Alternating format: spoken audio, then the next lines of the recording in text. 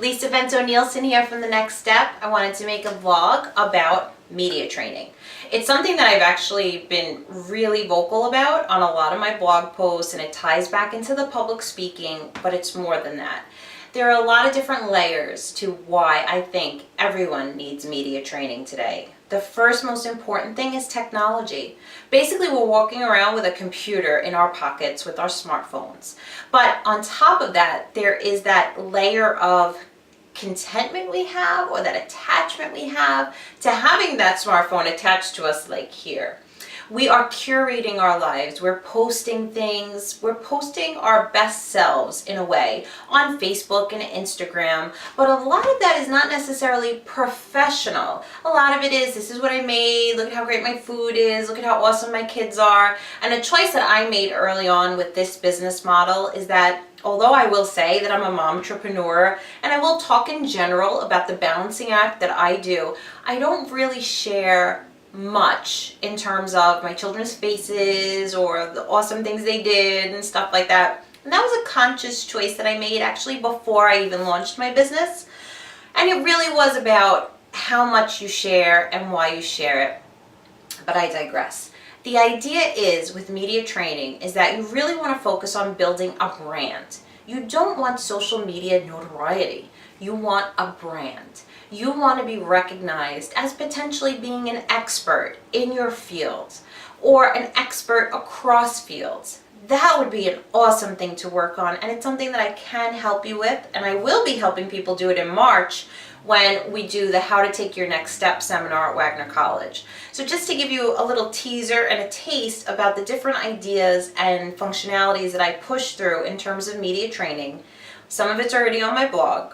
But a big part of it is just being media ready. What does that mean? It means understanding how to be media ready. So much of how we communicate is being done through mediums. It's being done through video, through Skype.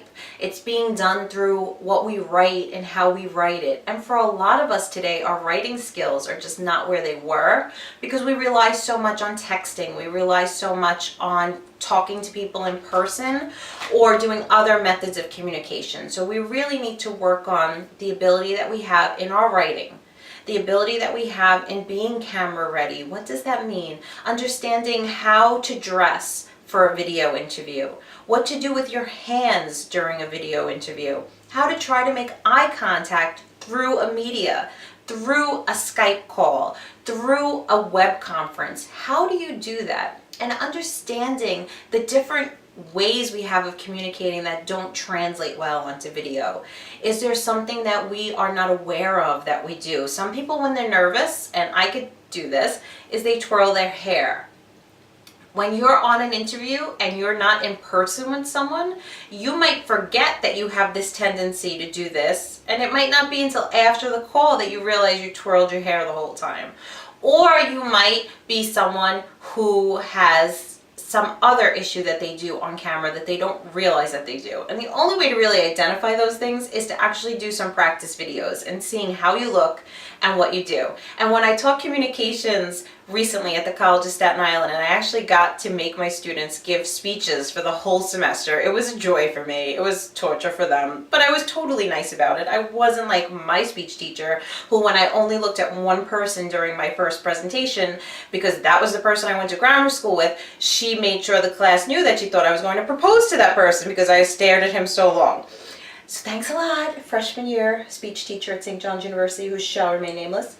So the idea is that understanding what it is that you do when you're on camera, how it is that you present yourself. And a big part of what I'm going to be doing at my seminar is actually doing trials of that and videotaping people. It's what I also did when I taught the communications course at CSI. I actually taped my students and we watched the videos, and it is painful, because when you're not used to seeing yourself on camera, it could be a little bit challenging.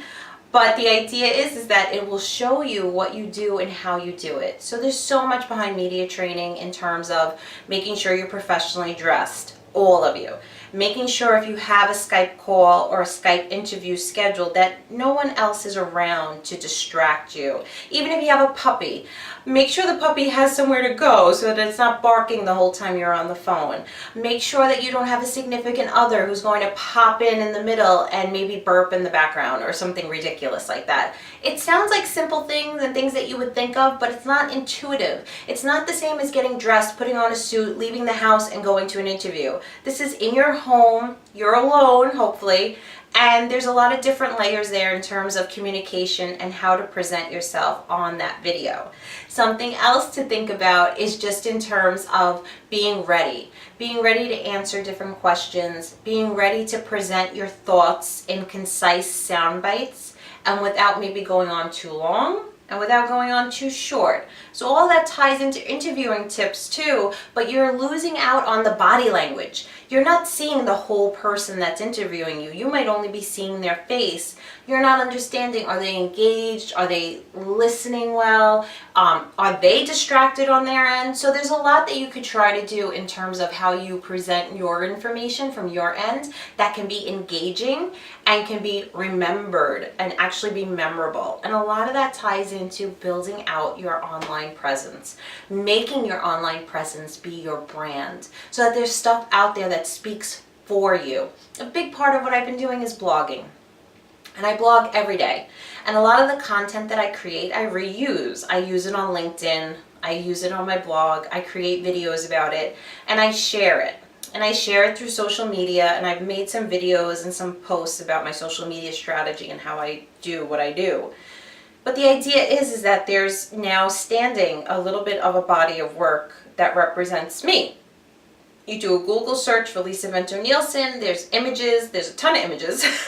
My Instagram posts, I'm now using some of my quotes from my articles that I'm writing in my Instagram posts. It's just another way to share my content. And for you, you might not need to be that intense about it because, again, you're not potentially launching your own business. But as I said in my previous post, in my previous video, you really do want to run your business as if you're an entrepreneur and your career is your business. So I hope this helped a little bit more about media training. I'll be doing more videos and more content as we move forward, and happy hunting. Thank you so much. Please subscribe to my channel. Check out all my social media, and I look forward to helping you take your next step. Happy hunting.